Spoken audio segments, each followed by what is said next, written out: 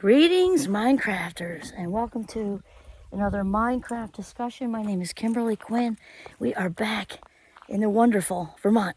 Had a great time, but I think one of the first things my beloved Tommy said is, it was like a perfect 65 degrees and no humidity. We had a fabulous time. It was a gift and a blessing. And now we're back to our gift and our blessing here in Vermont. It's awesome. So what I'd like to talk today about is that healing is a process. There can be happiness pressure, in the U.S. for sure. Like, you're supposed to be happy. What's wrong if you're not happy? Trying to get more happy. Obviously, trying to elevate your well-being levels is a good thing. But there's also like a pressure with it. My students have talked about it. The same can be, not the same, similar thing with healing, I think. Some people, they really equate it, or there's like, it implies brokenness. So it's like, okay, you had this happen, you had that happen. Come on, get over it already, right? Get over it already. Let's just move on it. It can be, remember, spectrum. It can be a little thing, middle level, there goes Jay, middle level thing, or a huge thing. But here's the deal. Like most things in life, so we have the spectrum thing as far as severity. There's also the deal with it. We move at our own pace with this, and it's about the journey. And thank God I had my rooftop friend growing up. I've talked about her with all the dysfunction and chaos and sometimes violence in my family. I had my rooftop friend. She had stuff going on, which of course can't disclose because that is not my script to share. But here we were on top of the roof at 6 years old, 7, 8. Also the apple orchard. There's this ginormous apple orchard. We used to go way back in there. And we would just, like kids, we just naturally shared stuff. And thank God we had each other. I'd probably be, I don't know, weaving a basket on a porch or something somewhere.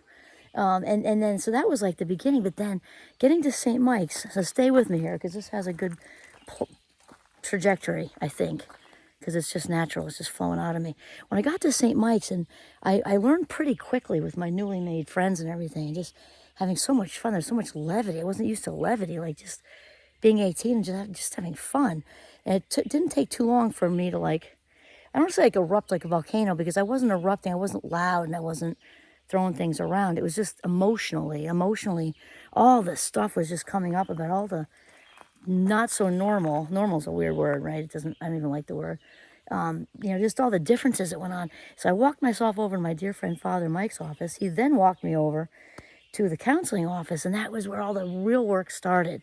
Really diving in deep and sharing all this about all this dysfunction and chaos and shame and just turbulence and all the stuff that went on. And then, sometimes we think, okay, I did that for, I don't remember the month, 6 months or something, whatever. And then sometimes people think, okay, I'm done now. Like, they check the box. They went to the counselor and they checked the box. And it's about way more than that. It's not a start-stop. It's a journey. And I'm a fabulous 57 right now in the very buggy woods, which is absolutely beautiful. I'm so glad to be here, actually, bugs or no bugs. And it is such a process. It's not about landing at the destination. And what's also interesting, and my friend Tom talks about synchronicity, is the farther we get along the path, realizing our own connection, our own divine connection, because that is essential for healing. There is no way around that. I'll tell you that right now.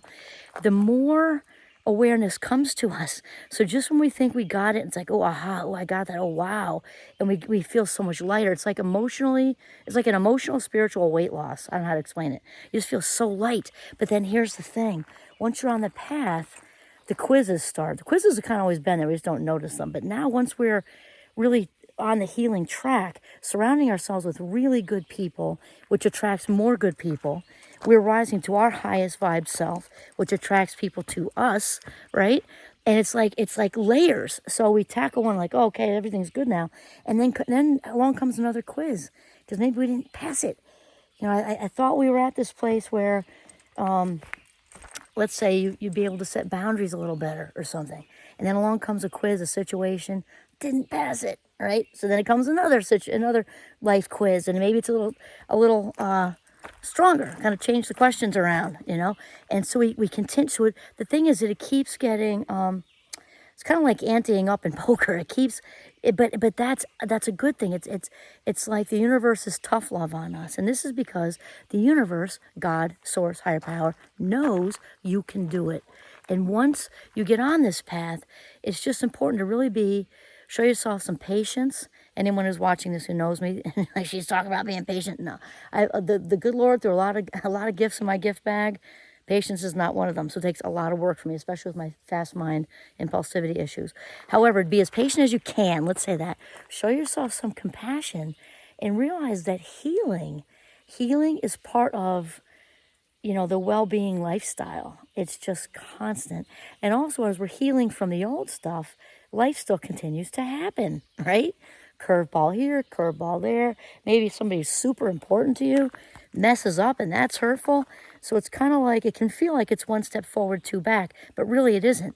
It isn't, because you're becoming a stronger, better, higher version of yourself with each step you take. Even if it feels like you're doing a couple backwards, maybe you do a couple backwards, and that's okay.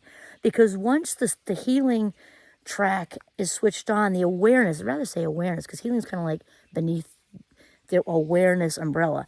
Once you start to become aware, that you are on the authentic path to become your highest vibe self, once that switch is turned on, it can't be turned off. So sometimes we become a little dormant. We get, say maybe fall off the wagon, but then we get pulled back on because the awareness is there. It pulls at us like, did you really mean to do that? Did you really mean to say that? And then we can slide out of our frames, right? We can get pulled into the need for approval, the need to, cave into those horribly exclusive shame feelings, and then get into becoming a human doing for a while, because we think, oh, I'll feel better about myself if I just do this, that, rescue, people please, blah, blah, blah. And we can fall off, but we get pulled back because we are now aware that all that is false. All the people pleasing, all the rescuing, all the caving into needing to do good things. We're not saying don't do good things. Doing good things is great. It's important, and being of service is the best. It matters where it's coming from, because when we're wounded, we often get locked into or persuaded, solicited by mind less giving. I definitely did in my earlier adulthood, and not even realizing, of course, because doing all these good things, and I enjoyed the good things. It's a mix. We talked about this before. And part of the motivation was when you come from a place of shame, and I was doing the backstroke in shame in my house, we can want to feel good about ourselves so much that we get drawn into people pleasing and rescuing. So we can be a very generous person. Generosity is great. Generosity, though, is authentic. That's mindful giving versus mindless giving, which is rescuing, because that's about something entirely different. And there can be a fine line between being generous and rescuing. And rescuing can really get sticky because obviously it's codependent. It's not about the rescuee. It's not about the other person whatsoever. It's about that need to have a dope fix, from that rescue. Like, feeling that savior complex, that great white hope thing. And we can get sucked into that. So along the journey of healing, try to remember and be gentle with yourself, that if you fall back into that you're still doing okay. You are still doing all right because you're aware now. You're aware now. And when we can't do what we don't know. I've said that a bunch of times. Actually, my friend Dr. Dave says that frequently. We can't do what we don't know. So cut yourself some slack. However, what we do know, or once we become aware, we become responsible.